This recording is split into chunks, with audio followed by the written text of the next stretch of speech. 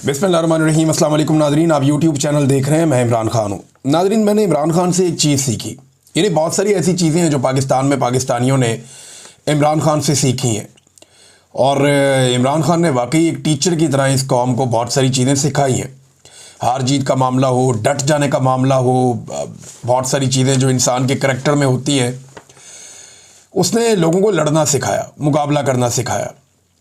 पाकिस्तान में बेशुमार लोगों ने पाकिस्तानियों को ये बात समझाई कि पाकिस्तान की मिलिट्री एस्टेब्लिशमेंट पाकिस्तान के लिए एक मुसीबत है, एक प्रॉब्लम है, और इनकी पॉलिसीज़ का पाकिस्तान को लगातार नुकसान हो रहा है। समझ ही नहीं आई कभी कौम को।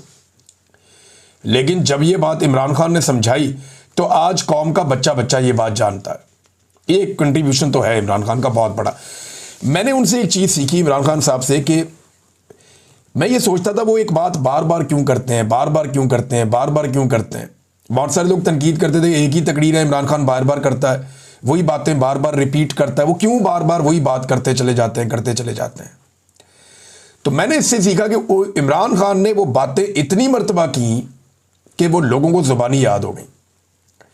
उन्होंने लोगों को नज़रिया दे दिया, बार बार बता बता के। अवेयरनेस देने का ये एक तरीका था, लोगों को फार्मूला याद करवाने का एक तरीका था। और जो सच होता है ना, वो बदलता नहीं है, वो वही रहता है। जिस आदमी ने कहानियां सुनानी हो, कभी ये सुना दे, कभी ये सुना दे, कभी वो सुना दे। जिसने सच बोलना होता है ना, उसके बाद एक ही बात होती है, सीधी सीधी। तो इमरान खान वही बात अपनी करता था, और आज कौम को वो बात याद है।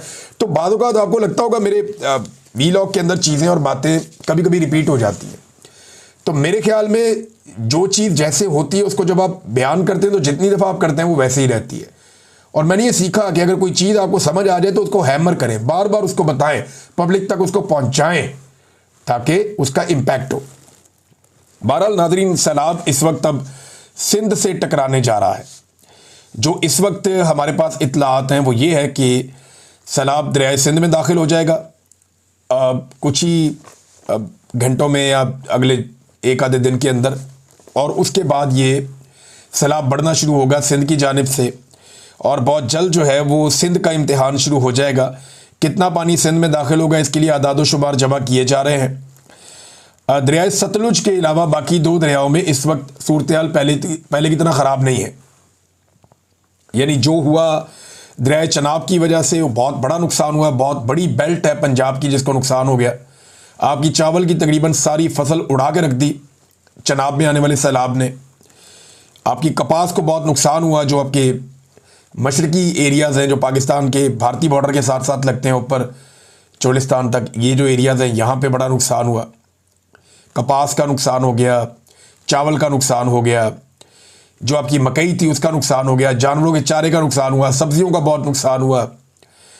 तो ये गन्ने का बहुत नुकसान हुआ। बल्कि ये अभी जब शुगर का सीज़न आएगा तो आपको पता चलेगा कि गन्ने का कितना नुकसान हुआ। बहरहाल ये सैलाब अब सिंध की तरफ बढ़ रहा है, लेकिन दरियाए सतलुज के अंदर सैलाब में कमी नहीं आ रही। अभी भी वार्निंग्स जारी की जा रही हैं कि भारत से दरियाए सतलुज में मज़ीद पानी आने वाला है। और एक और वार्निंग जो है पाकिस्तान का जो मेट ऑफिस है या जो महकमा मौसमियात है उन्होंने जारी की है कि दोबारा से बारिशों का एक सिस्टम बनने जा रहा है। जो हालात वाक़यात लग रहे हैं फ़िज़ा के वो ऐसे हैं कि एक मरतबा फिर से बारिशों का एक सिस्टम बनेगा, और पंजाब में और जो खैबर पख्तूनख्वा के बालाई इलाके हैं वहाँ पे दोबारा से बारिशें होगी, और वो पानी दोबारा से तेज़ी से जो नशेबी इलाके हैं उनकी तरफ आएगा। तो ऑलरेडी ये पानी बहुत ज़्यादा है। अब अल्लाह ताला से दुआ है कि वो बारिशें थोड़ी डिले हो जाए। अगर वो बारिशें आगे चली जाएंगी तो ये पानी निकलने के बाद वो पानी आएगा तो वो फ़्लो में हम निकल जाएंगे। लेकिन अगर एक साथ दरियाओं में पानी आया तो पाकिस्तान के लिए, पाकिस्तानियों के लिए एक नई मुसीबत और मुश्किल पैदा हो जाएगी। गुजरात शहर के नादरीन मैं मनाजिर देख रहा था, बहुत ही अजीब है, बहुत अजीब मनाजिर हैं जो गुजरात शहर में नज़र आ रहे हैं। 4 दिन हो गए पूरा शहर डूबा हुआ है। वहाँ के जो सीनियर सहाफ़ी हैं वो ये बता रहे हैं कि कभी आज तक तारीख़ में उन्होंने ऐसा नहीं देखा। इनको 30-30 साल हो गए हैं। कई जो हैं वो इससे पहले से जर्नलिज़म कर रहे हैं। वो ये बताते हैं कि हमने 3-3 दहाइयाँ हो गई जर्नलिज़म को, हमने आज तक कभी 90s से हम कर रहे हैं सहाफ़त, हमने गुजरात को कभी ऐसे नहीं देखा। पूरा शहर जो है वो एक बैड गवर्नेंस की मिसाल बना हुआ है।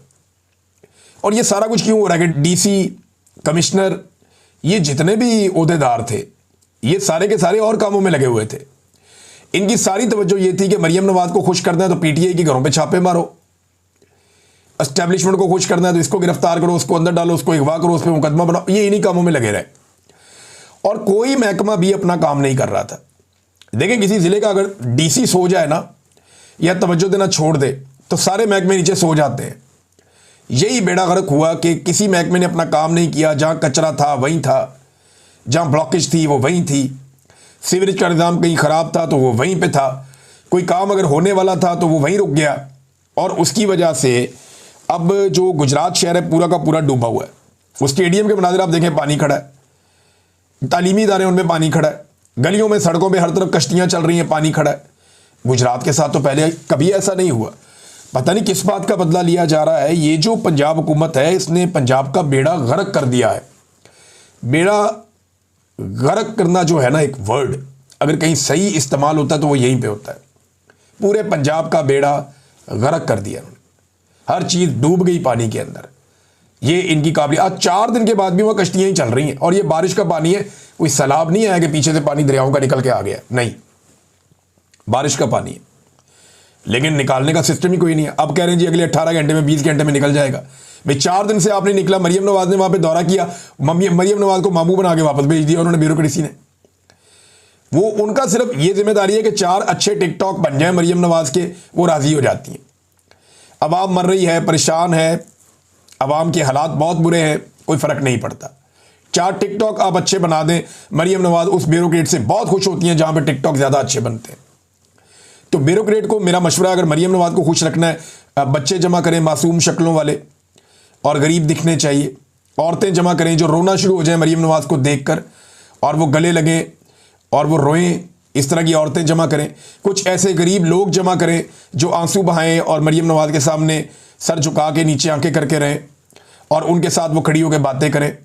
और थोड़ा सा रेस्क्यू का एक थोड़ा सा डेमोन्स्ट्रेशन आपने देना, तो ये ब्यूरोक्रेट मौज करेगा मरियम नवाज के दौर में, क्योंकि ये वो सारे एलिमेंट हैं जिनसे टिकटॉक बहुत अच्छा बनता है और ये टिकटॉक बनाने पे ही लगे हुए हैं सारे के सारे। ये देखें ना, तस्वीर आपको मैं दिखाता हूँ, ये तस्वीर देखें आप, ये कैसी शानदार तस्वीर है। इसमें ये कैमरामैन लेट लेट के अपनी ड्यूटी कर रहा है। मरियम नवाज साहिबा को औरतों और बच्चों के बीच में बैठाया गया है और कैमरामैन जो है वो एक गद्दे के ऊपर लेट के पीछे की तरफ वहाँ से एंगल बना के मरियम नवाज की कवरेज कर रहा है और मरियम नवाज का चेहरा दूसरी तरफ रखा है ताकि लगे कि नेचुरल है, कि मरियम नवाज तो उधर देख ही नहीं रही थी, वो कहीं और देख रही थी, तो अचानक से मरियम नवाज की वीडियो बन गई। ये है टिकटॉक बनाने का असली तरीका। कैमरामैन बेचारे वो जूतों समेत चढ़े हुए हैं बिस्तरों के ऊपर, मरियम नवाज नंगे पाँव है क्योंकि उनका टिकटॉक बन रहा है। कैमरामैन जो है वो नहीं बिस्तरों पे, जूतों समेत है और ज़मीन पे लेटा हुआ पीछे की तरफ और वीडियो बना रहा है। 4-4 कैमरे ले गए, ये घुस जाती हैं खैमों के अंदर। 7 इनके जो है वो इनकी टीम भी होती है और टिकटॉक्स बन रहे हैं, धड़ाधड़ बन रहे हैं। पता नहीं किस बात का फोबिया है, किस बात की परेशानी है, कुछ ज़हनी मर्ज है, मेरी समझ से बाहर है। ये कोई एहसास कमतरी है जो पूरी कौम इसकी सज़ा भुगत रही है। ये एक तस्वीर के अंदर सारी कहानी है। ये आप दुनिया के किसी भी जी शऊर शख्स को दिखाएंगे तो बंदा सर पकड़ के बैठ जाएगा कि भाई वाकई इसको हुक्मरान बना दिया है। लेकिन बना दिया भाई अगलों ने, बनाने वालों ने। ये एक और चीज़ आप देखें, ये देखें, ये डीसी है मुजफ्फरगढ़ के, इन्होंने पहले भी बहुत सारे कारनामे किए। ये वही है शायद जो एक दिन पेंट कोट पहन के तो हाथ में ट्रंक लेके खड़े हो गए थे। बहुत अजीब अजीब काम इन्होंने किए। ये अब लोगों को रोटी देता है और रोटी देने के बाद उन्हें एक तस्वीर दिखाता है डब्बे के ऊपर और उन्हें याद दिलाता है कि ये रोटी तुम्हें किसने दी है। और फिर जब वो भूखा शख्स इसको ये जवाब देता है ना कि ये रोटी मुझे मरियम नवाज ने दी है, तो फिर वो डीसी उसको वहां से जाने देता है। घटियापन की इंतहा आप चेक करें कि एक भूखा आदमी जिसको खाने के लिए रोटी चाहिए, उसके बच्चे पीछे इंतजार कर रहे हैं, उसको 6 रोटियां देता है। उसे कहता है कि ये तुम 3 लोगों के लिए 6 रोटियां मैं दे रहा हूं, पीछे उसके बच्चे भी हैं जिन्होंने खाना खाना है।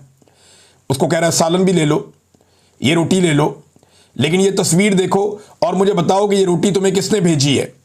जब वो मरियम नवाज का नाम लेता है तो फिर उसको जाने की इजाज़त देता है। पता नहीं कहाँ से मेरे भाई ने CSS किया है। खुदा के लिए इन लोगों की तजलील ना करें। वो ये गरीब लोग नहीं हैं, मांगने वाले नहीं हैं, ये बेचारे मुसीबत के मारे हैं। आप लोगों की बैड गवर्नेंस और मिसमैनेजमेंट का शिकार हो गए ये लोग।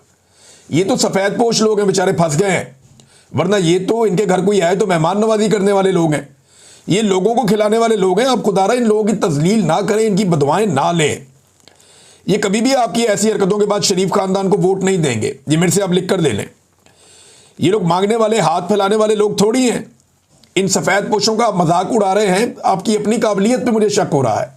फॉर गॉड सेक थोड़ा सा सोचिए, थोड़ा सा सोचें, अकेले बैठ कर सोचें कि आपको किस बात की जल्दी है। क्या मरियम नवाज आपसे नौकरी छीन लेगी? भैया आप मुकाबले का इम्तिहान देकर आए और आप नौकरी कर रहे हैं, एक ब्यूरोक्रेट है, यहां से निकालेगी, कहीं और जाएंगे, ऑफिसर ही लगेंगे आप, ज्यादा से ज्यादा आपको ओएसडी कर देगी। अब क्यों ऐसे कर रहे हैं? यानी एक ऐसी खातून की आप चापलूसी कर रहे हैं जो आपसे बहुत कम पढ़ी लिखी है, और आप जो हरकतें कर रहे हैं ये आपको जेब देती हैं। ये ब्यूरोक्रेसी इस लेवल पे पहुंच जाएगी, मुझे कभी अंदाजा नहीं था।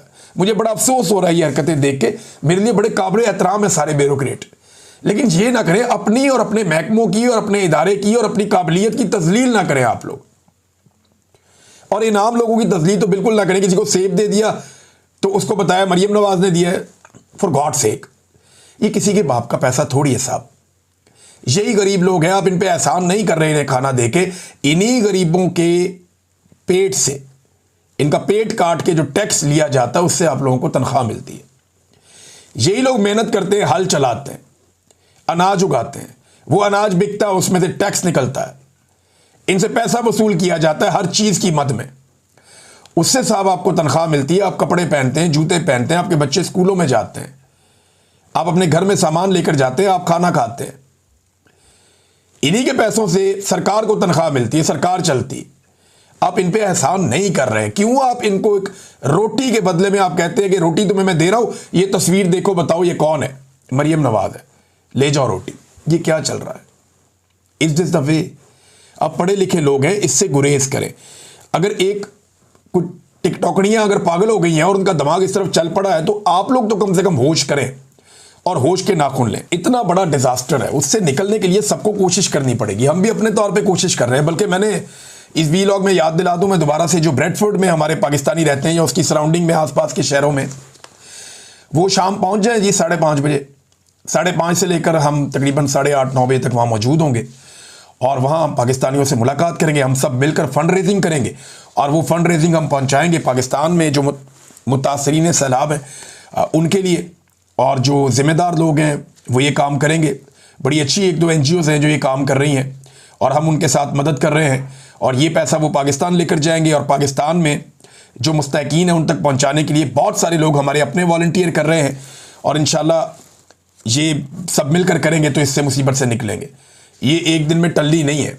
देखें इसके मराहिल हैं। जो लोगों के खेत हैं उनके ऊपर रेत चढ़ गई है, 1-1 फुट रेत चढ़ गई है, कहीं पे ज़्यादा चढ़ गई है। अब उन खेतों को वापस काबिल काश्त बनाने के लिए उन पे बहुत डीजल जलाना पड़ेगा, ट्रैक्टर चलाने पड़ेंगे, मशीनें चलानी पड़ेंगी। वो कहाँ से गरीब किसान अफोर्ड करेगा? वो सारा हम मिलकर करेंगे। तो इसलिए हम दोबारा इकट्ठे हो रहे हैं आज के दिन में, एतवार के दिन में ब्रेडफोर्ड में आ रहे हैं। 5:30 बजे से लेकर रात 9 बजे तक हम वहाँ पे होंगे। तो पाकिस्तानियों से गुजारिश है वहाँ पे आए और हमारे साथ मिलकर ये फंड रेजिंग के अंदर हिस्सा लें। नाज़रीन ये देखें ना, हर दूसरे दिन एक तस्वीरों वाला खाना जारी कर देते हैं कि ये देखें हमने लोगों को खाना खिलाया। वो छोटे छोटे डब्बे हैं, उनके ऊपर मरियम नवाज का फोटो लगा हुआ है। ये अवाम के टैक्स के पैसों का है ना, मैं वही बात कर रहा था। अवाम के टैक्स को पैसों का, ये सरकार का पैसा है, अवाम का पैसा है। इससे कोई ज़ाती तशहीर नहीं कर सकता। अगर ज़ाती तशहीर करनी है तो आप अपने ज़ाती पैसे को लें, उसके ज़रिए से आप कर लें, या आप अपनी कोई NGO बना लें, उसके ज़रिए से आप कर लें, या कोई अपना ज़ाती कोई मिशन खड़ा कर दें, उसके ज़रिए से आप कर लें। अब आपको एक जाली हुकूमत दे देगी, उसके ज़रिए से आप ये करेंगे तो ये तो ज़्यादती है। आटे की कीमत में नाज़रीन ये देखें सैलाब आने के बाद क्या हालात बन गए हैं, ये ज़रा आप देखें। ये पूरी एक रिपोर्ट है मेरे पास कि आटे की कीमत कहाँ से कहाँ पहुँच गई है। बल्कि अभी मैंने आपको एक खबर और देनी है, बड़ी खौफनाक खबर है। लेकिन मुल्क में 2 हफ्तों में आटे की कीमत में 34 से 57% तक इजाफा हो गया। बन्नू में जो आटे की कीमत में इजाफा हुआ वो 885 रुपये का इजाफा हुआ 20 किलो के थैले के ऊपर। पेशावर में 850 रुपये का, लड़काना में 800 रुपये का, हैदराबाद में 75 रुपये का, और जो सबसे कम हुआ वो हुआ जी सरगोदा में 560 रुपए का। और ओवरऑल पूरे पाकिस्तान में जो आटे की कीमत का एवरेज इजाफा हो गया गुज़िश्ता 2 हफ्तों में सैलाब के बाद, वो 663 रुपए का इजाफा हो गया है, जो 41% बनता है। अंदाज़ा करें, आपके शेर आटा खा गया। ये अदरबाज साहब ने लिखा था और उनकी बात आज फिर दुरुस्त साबित हो रही है इतने बरसों के बाद कि वाकई शेर आटा खा गया। आज 41% पाकिस्तान में आटे की कीमत बढ़ गई है और ये कई जगहों पे जहाँ ज़्यादा बढ़ी है वहाँ 57% तक बढ़ गई है, जो नहायत अफसोसनाक है। और ये इनकी पॉलिसीज़ की वजह से हो रहा है। ये अगर किसानों से गंदम खरीदते, बेहतर तरीके से मामला चलाते तो शायद बचत हो जाती। अब हम वक्त से पहले दोबारा वार्न कर रहे हैं कि आटे का बहरान पैदा हो जाएगा आने वाले महीनों में, और इस बहरान से अगर आपने बचना है तो आपको गंदम इंपोर्ट करनी पड़ेगी। और अगर आप वक्ती तौर पे फ़ौरन इंपोर्ट कर लेंगे तो आप बच जाएंगे, अगर आप ताख़ीर करेंगे तो आपको महंगी मिलेगी, क्योंकि सैलाब और मुल्कों में भी आया हुआ है, उन्हें भी गंदम इंपोर्ट करनी पड़ेगी। इंडिया के अंदर भी प्रॉब्लम चल रहा है। इंडिया शायद मैनेज कर लेगा, बहुत बड़ा मुल्क है, या हो सकता है उन्हें इंपोर्ट करना पड़े, या हो सकता है उन्होंने जो अपनी गंदम है उसको ऐसे स्टोर किया हो कि उनकी बच जाए, वो आने वाले दिनों में पता चल जाएगा अभी। लेकिन पाकिस्तान को इजाफी गंदम की ज़रूरत पड़ेगी और उसके लिए पाकिस्तान को अभी इक़दाम करने चाहिए। नाज़रीन, ये 2 मनाज़िर मैं आपको बताता हूँ। एक तो मैंने वीडियो देखी, मेरे रोंगटे खड़े हो गए देख के। यहाँ पे कुछ एक कश्ती के अंदर लोग जा रहे थे, उन्होंने देखा खातून डूब रही है, उसको जाके बचाया तो वो हवास बाख्ता थी। वो औरत ने इशारों से बताया कि वहाँ मेरी बहन डूब गई है और उसके साथ एक बच्चा भी छोटा, ऐसे हाथ से बता रही थी वो। बड़ी तकलीफ हुई मुझे वीडियो देख के। लोग बहुत मुश्किल में हैं। इनके लिए तो ये एक एंटरटेनमेंट है ना, अमीरों के बच्चों के लिए। ये जो बड़े बड़े ताकतवर लोग हैं, बड़े बड़े सियासी खानदानों के चश्मो चिराग, जिन्हें प्लेट के अंदर रख के सोने के चमचे के साथ इक़्तिदार दे दिया गया, इनकी घुट्टी में इक़्तिदार पड़ा हुआ था, ये बच्चे देखे ना, इनके लिए तो ये एंटरटेनमेंट है। ये तो खुश होके जाते हैं, खिलखिलाते हैं, इनके लिए तो स्टेज बनते हैं, टिकटॉक्स बनते हैं। लेकिन उस औरत के बारे में सोचे कि वो तनहा पानी के बीच में डूब रही थी, उसको वहाँ रेस्क्यू किया गया। उसने कहा मेरी बहन भी है और मेरा वहाँ पे एक बच्चा भी है हमारा, और वो नहीं मिल रहा। और वो इशारों में बता रही थी, उससे बोलने के काबिल भी नहीं थी बेचारी। अब ये जलालपुर पीरवाला में दरिया चनाब में सैलाब मुतासरीन की कश्ती डूब गई। एक खातून और 4 बच्चे डूबकर जाँ बहक हो गए हैं। और ये जो बच्चे थे ये 7 साल से कम उम्र के थे। कश्ती में 20 से ज़्यादा लोग सवार थे, यानी कश्तियाँ अवेलेबल नहीं हैं, हुकूमत मदद ही नहीं कर रही। एक कश्ती में 20 लोग से ज़्यादा थे, वो कश्ती डूब गई। 4 बच्चे फौत हो गए, एक खातून फौत हो गई, बाकी लोगों को रेस्क्यू किया गया। और सेम टाइम में आप ये देखें कि नवाज शरीफ की पार्टी के रहनुमा फैसल जबवाना के बारे में एक खबर आती है कि सैलाब का जायज़ा लेने के लिए वो निकले, उनकी कश्ती ख़राब हो गई, फौरी तौर पर दूसरी कश्ती से उन्हें रेस्क्यू कर लिया गया। यहां आम आदमी को रेस्क्यू के लिए एक कश्ती अवेलेबल नहीं है, और वहां जो है क्योंकि वो सरकार है तो उनकी कश्ती खराब हो जाए तो दूसरी कश्ती फटाफट आ जाती है रेस्क्यू करने के लिए। कितना फ़र्क है। जितनी कश्तियां मरीम नवाज को शो ऑफ करने के लिए दिखानी पड़ती हैं ना रोज़ाना की बुनियाद पे, जहां ये पहुंचती हैं कश्तियां पहले पहुंचाई जाती हैं, वहां रेस्क्यू वाले एक ड्रामा क्रिएट करके दिखाते हैं। तो जितना मरीम नवाज के दिखाने के लिए कश्तियां लगाई जाती हैं, ये रेस्क्यू पे लगाई जाती हैं, तो बहुत सारे लोग अभी तक रेस्क्यू हो जाते हैं। लेकिन बदकिस्मती है पाकिस्तान की। एक और नादरीन ये खबर आई है, और ये बंदा भी आप देख लें, बल्कि एक कच्चे का एक डाकू है और इसने चैलेंज कर दिया। चैलेंज इसने ये किया कि इसका भाई जो है वो पकड़ा गया था और उसको 17 साल की सज़ा हो गई थी। अब ये कहता है जी बंदे निकाल के ना जेल से मारे जा रहे हैं, तो मुझे खतरा है मेरे भाई को भी मार देंगे। तो इसने 11 बंदे अगवा कर लिए मोटरवे से। अब ये वीडियो वायरल हो गई है। वो कहता है जी मैं बंदे तब छोड़ूंगा मेरे भाई को छोड़ोगे, और चैलेंज कर रहा है सरेआम। ये वीडियो एक आई हुई है, देख लें आप। ये पाकिस्तान की सूरत हाल है, लॉ एंड ऑर्डर की। ये पाकिस्तान में सिचुएशन है कि मोटरवे से बंदे अगवा कर लिए जाते हैं और खुला चैलेंज भी किया जाता है सरकार को कि मेरी बात मानो वरना मैं ये कर दूंगा वो कर दूंगा। ये है लॉ एंड ऑर्डर। अब अगर पाकिस्तान तहरीक इंसाफ का कोई बंदा एक नारा भी लगा दे तो उसके घर की चादर और चार दीवारी का ये तकद्दुस पामाल कर देते हैं। कच्चे के डाकू इनसे आज तक काबू नहीं आए। शहबाज शरीफ साहब गए नाज़रीन चीन के दौरे पे, आर्मी चीफ भी गए चीन के दौरे पे। ऐसा लगता था बड़ी कामयाबियां समेट के ये लौटेंगे, लेकिन जब ये लौटे तो ये खबर आई है कि चीन ने फैसला किया कि 48 ऐसे ममालिक हैं जिनके शहरियों को सितंबर 2025 से बगैर वीज़े के चीन में आने जाने की इजाज़त होगी। दुनिया में 48 ऐसे मुल्क हैं जो चीन ने मुंतखब कर लिए और उन्होंने कहा जी इन ममालिक के लोग बगैर वीज़े के चाइना में आएँ और चाइना से वापस जाएं, कोई प्रॉब्लम नहीं। और 1 सितंबर से उनके लिए खोल दिया कि जाओ बगैर वीज़े के चीन का चक्कर लगा के वापस आ जाओ। लेकिन पाकिस्तान को यह सहूलत नहीं दी। दावे हमारे किस तरह के हैं और काम देखें किस तरह के हो रहे हैं हमारे साथ। दावे हमारे हुक्मरान ऐसे करते हैं कि हमने सबसे कामयाब दौरा किया और नतीजा ये है कि दुनिया भर को इजाज़त मिल रही है, पाकिस्तान को नहीं मिली। हालांकि हिमालय से ऊंची, समंदर से गहरी और शहद से मीठी दोस्ती बकौल हमारे हुक्मरानों के हमारी चीन के साथ है। तो मुझे हैरत होती है। और वहाँ पे शहबाज शरीफ साहब ने जिस तरह ज़बरदस्ती तवज्जो हासिल करने की कोशिश की है चीन के दौरे में, वो बड़ा ऑड लग रहा था और ऐसा लग रहा था कि हम बहुत हल्के लोग हैं और हमें तवज्जो चाहिए, जैसे भी करके कोई वीडियो बन जाए हंसने का एक, ये इस तरह हंसने से, कैका लगाने से, इससे कॉन्फिडेंस शो नहीं होता। इससे लोग आपको हल्का समझते हैं, यार बहुत ही हल्के लोग हैं, ये एटमी कुव्वत कैसे बन गए, बहुत ही हल्के लोग हैं, ये तो डिजर्व ही नहीं करते। तो आपका ये इंप्रेशन बनता है। एक हुक्मरान जो है उसका एक डेकोरम होता है, उसकी एक सेल्फ रिस्पेक्ट होती है, लेकिन चंद तस्वीरों और वीडियोस के चक्कर में इन्होंने वो भी गवा दी अपनी। तो ये उससे बाहर ही नहीं निकल रहे इमरान खान के फोबिया से। इनकी आधी जिंदगियां गुजर गई इमरान खान से लड़ते हुए, बाकी आधी जिंदगियां इनकी गुजर जाएंगी इमरान खान जैसा बनने के चक्कर में, उसकी नकल उतारते हुए। और यही असल बात है। अब तक के लिए इतना ही। अपना ख्याल रखिएगा, अपने चैनल का भी। अल्लाह हाफ़िज़।